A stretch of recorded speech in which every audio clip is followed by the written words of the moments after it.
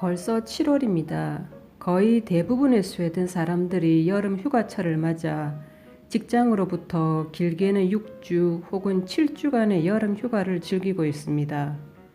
코로나로 인해 국경을 폐쇄했던 많은 유럽 국가들이 그동안 걸어 잠궜던 국경을 열고 있습니다. 그렇지만 유감스럽게도 모든 국가들이 스웨덴 여행객들을 환영하는 것은 아닌 것 같습니다. 몇몇 유럽 국가들이 스웨덴으로부터의 직항을 허용하고 있지 않고 있으며 많은 국가들이 스웨덴 여행객들이 자신의 나라에 입국할 때 엄격한 자가 격리를 또 요구하고 있습니다.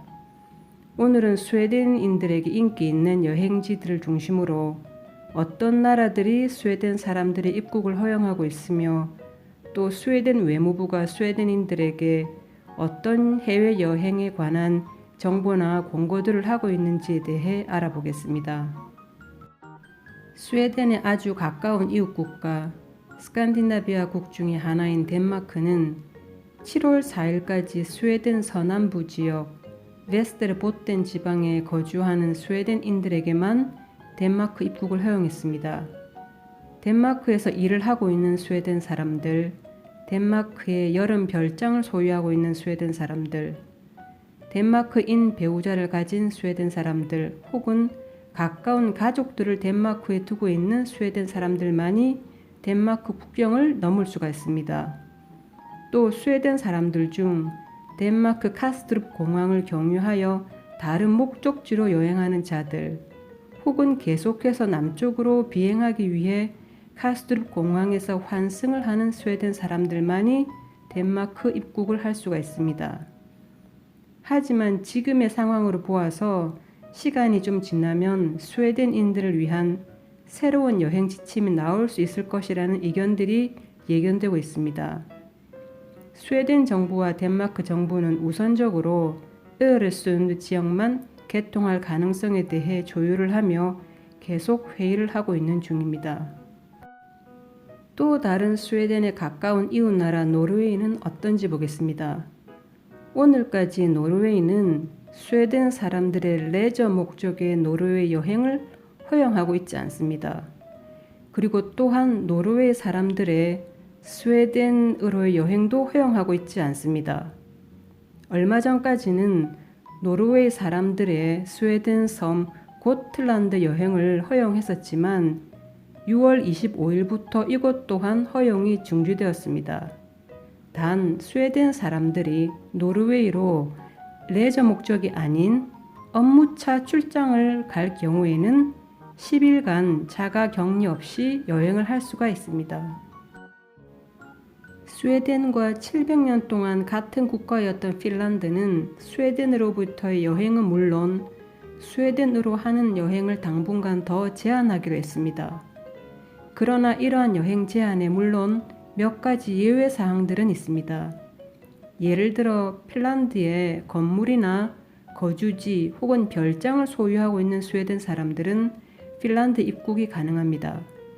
핀란드 정부는 핀란드에 입국한 스웨덴 사람들에게 14일 동안 다른 사람들과의 접촉을 제한하며 자가 격리를 해줄 것을 권고하고 있습니다. 다음은 독일입니다. 독일은 많은 분들이 아시고 있는 것처럼 스웨덴을 위험 지역으로 간주하고 있습니다. 독일 여행을 하고자 하는 스웨덴인들은 독일 도착 시 14일 동안 격리소에서 지내야 하며 격리소에서 격리를 했던 스웨덴인들은 지역 당국에 이 사실을 또 등록해야 합니다. 하지만 만약 48시간 이내에 발급된 감염 음성 검사 결과를 보여줄 수 있는 스웨덴 입국자들은 14일 동안 격리소에서 지낼 필요 없이 독일 내 입국을 할 수가 있습니다. 오스트리아는 6월 16일부터 이탈리아와 접하고 있는 국경을 개방할 것이라고 발표했습니다. 그리고 다른 30개 유럽 국가로부터의 여행객들에 대한 검역 요구 조건을 제기했습니다. 하지만 스웨덴, 영국, 스페인, 포르투갈 사람들은 오스트리아 입국 후 건강증명서를 제시해야 하거나 혹은 자가 격리를 해야만 합니다. 스웨덴 여행객들은 4일 이내에 발부된 독일어나 영어로 증명된 코로나 음성 결과를 제출해야만 오스트리아 입국이 가능합니다. 이러한 음성 결과 증명서가 없다면 입국 후 14일 동안 격리에 들어가야만 합니다. 그리고 스웨덴으로부터의 그 어떤 직항도 오스트리아는 허용하고 있지 않습니다. 다음은 발틱 3국, 즉 스웨덴과 지리적으로 가까이 인접하고 있는 에스토니아, 라트비아 그리고 리투아니아에 대해 알아보겠습니다. 에스토니아와 라트비아는 감염 확산이 그리 크지 않았던 EU 국가들로부터의 여행객을 받아들이고 있습니다. 하지만 스웨덴은 유감스럽게도 이러한 국가 범위에 들지 않습니다. 스웨덴 사람들은 에스토니아, 라트비아 입국 후 14일 동안 자택에서 자가 격리를 해야 합니다. 리투아니아는 6월 16일부터 많은 EU 국가 여행객들을 받아들이고 있지만 스웨덴 사람들은 받아들이지 않고 있습니다. 리투아니아 정부는 일주일에 한 번 리투아니아로 여행할 수 있는 국가들을 결정하기 위해 회의를 계속하고 있으며 입국 가능한 국가들을 결정할 것이라고 합니다. 네덜란드는 모든 EU 국가들의 여행객들과 그리고 영국, 노르웨이, 스위스, 리셴슈테인, 아이슬란드에 6월 15일 국경을 개방했습니다. 스웨덴을 포함하여 코로나 감염률이 높은 국가로부터 여행객들은 네덜란드 입국 후 2주간 격리를 해야 합니다. 벨기에 역시 네덜란드와 같이 영국, 노르웨이, 스위스, 리히텐슈테인 그리고 아이슬란드뿐만 아니라 모든 EU 국가로부터 여행객들을 위해 6월 15일 국경을 오픈했습니다. 공공장소에서 그리고 벨기에는 사람들에게 대중교통 이용 시 12세 이상의 사람들은 5월 4일부터 마스크 착용을 하도록 권고하고 있습니다. 그리고 가능하다면 대중교통 말고 제2의 제3의 교통수단을 이용할 것을 권장하고 있습니다. 그리스 정부는 7월 1일부터 국제항공편들이 그리스 내의 모든 공항으로 입항할 수 있다고 발표했습니다. 하지만 7월 15일까지 스웨덴을 비롯한 영국, 터키에서 들어오는 직항들은 이 조건에서 예외가 됩니다. 그리스 정부는 그리스에 도착하는 여행객들을 상대로 무작위 감염 테스트를 실시합니다. 검사 결과가 양성으로 나오는 여행객들은 14일 동안 격리소에 배치가 됩니다. 테스트를 거부하는 여행자는 입국이 금지된다고 합니다. 6월 13일부터 폴란드는 EU 국민들에게 국경을 개방했습니다. 동시에 의무 검역 및 국경 통제에 대한 요구 사항들도 채택되었습니다. 하지만 폴란드 정부는 폴란드와 포르투갈 간 그리고 폴란드와 스웨덴 간 직항 노선을 허용하고 있지 않습니다. 하지만 스웨덴 여행객들은 다른 EU 국가 공항을 경유하여 폴란드에 입국을 하거나 혹은 배나 자동차로 폴란드를 여행할 수는 있습니다. 폴란드에서는 다른 사람들과 2m 이상의 거리를 유지하기 어려운 장소에서는 꼭 마스크를 사용해야 합니다.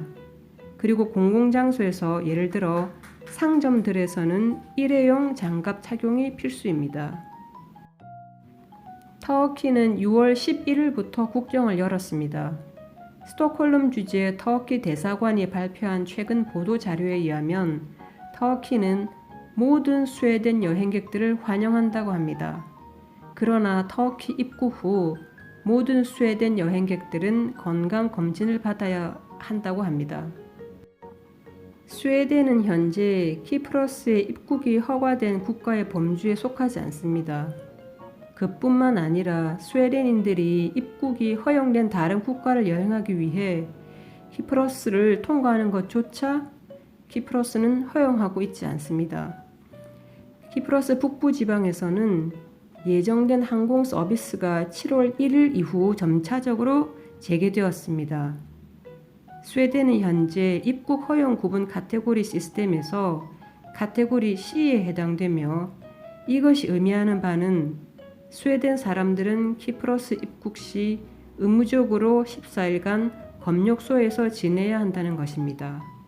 그리고 이때 발생하는 검역소 비용은 여행객 본인이 부담해야 한다고 외무부는 밝히고 있습니다. 체코는 7월 1일부터 스웨덴 여행객이 코비드-19 테스트를 받으면 입국이 가능하다고 합니다. 테스트 결과는 72시간 내에 보고되어야 하며 테스트 결과가 나올 때까지 이동에 대한 제한이 있으며 또 마스크를 의무적으로 착용해야만 합니다. 테스트는 특수위생센터에서 실시되며 프라하 공항에 테스트를 실시하는 특수위생센터가 설치되어 있습니다. 프랑스는 6월 15일부터 스웨덴을 비롯한 다른 EU 국가들에게 입국을 허용했습니다. 6월 22일 이후 프랑스는 식당, 카페 및 박물관과 같은 장소들에 이전에 내려졌던 코로나 방역 제한들을 완화했습니다. 하지만 파리 지역 및 특히 코로나 발병이 심했던 지역들에서는 일정 기간 동안 코로나 방역 제한이 더 유지됩니다. 마스크를 착용해야 하는 요구사항들이 내려올 수 있으며 대중교통 이용 시 마스크 착용을 해야 합니다. 스페인 정부는 6월 21일 국경을 열었으며 국가 비상사태를 해제했습니다. 스페인 내 국내 여행은 자유롭게 할 수 있으며 셴겐 체결 국가 국민들의 스페인 입국이 허용되었으며 14일 동안의 자가격리 또한 해제되었습니다. 모든 공공장소 내에서 마스크 착용은 의무이며 건물 외 야외 장소에서라도 만약 사람들과 1.5m의 거리를 둘 수가 없다면 마스크를 착용해야 합니다. 대중교통 이용 시 마스크를 착용해야 하며 함께 살지 않는 사람들과 같은 차를 타고 가는 경우나 상점이나 식당, 바 및 해변가에서도 마스크를 착용해야 합니다.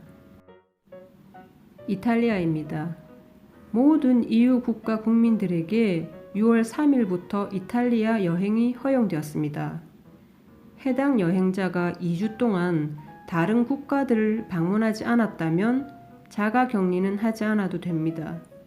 이탈리아 내 모든 여러 지역들 간 여행도 가능합니다. 박물관 및 해변과 같은 지역의 방역 제한 사항들이 지역이나 지방에 따라 차이가 날 수도 있으며 갑자기 방역 제한 사항들이 바뀔 수가 있습니다. 그리고 이탈리아 유람선 여행은 아직 허용되고 있지 않습니다. 크로아티아는 스웨덴인들과 모든 다른 EU 국민들이 입국을 할 수 있다고 합니다. 스웨덴 여행객들에게 입국 시 여행 목적이 관광인지 아니면 출장인지 확인하기 위해 호텔, 아파트 혹은 유산 거주지의 예약 확인서가 요구됩니다. 가족의 결혼식이나 장례식에 참석하기 위해 크로아티아를 방문할 수 있습니다. 6월 25일부터 대중교통 이용 시 마스크 착용이 또 의무화되었습니다.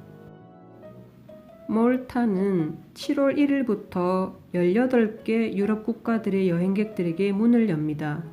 하지만 몰타는 7월 15일부터 스웨덴 사람들을 받아들이기 시작합니다.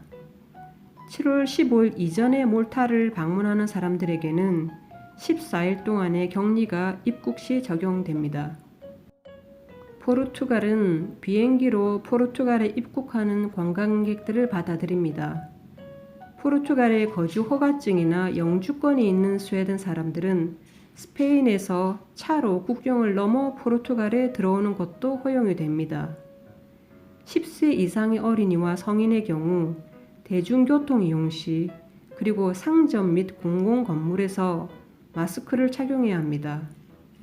공공장소에서 술을 마시는 것이 금지되어 있으며 20명 이상의 사람들이 모여서 술을 마시는 것은 금지되어 있습니다. 해변가에서의 사회적 거리 두기 및 코로나 바이러스 소독에 대한 특별 규칙들이 있습니다. 마지막으로 영국입니다. 영국 쪽에서는 국경들이 열렸습니다.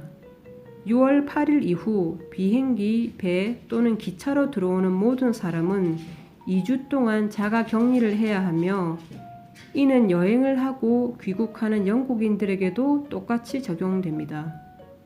자가 검역 규칙은 3주마다 평가되어야 하지만 이미 이 규칙들이 완화되어야 한다는 이야기가 오고 가고 있는 중입니다. 예를 들어 여러 직업군들이 검역으로부터 면제되거나 감염률이 낮은 국가를 위한 특별 여행 완화 규제들이 만들어져야 한다는 논의들이 오고 가고 있는 중입니다.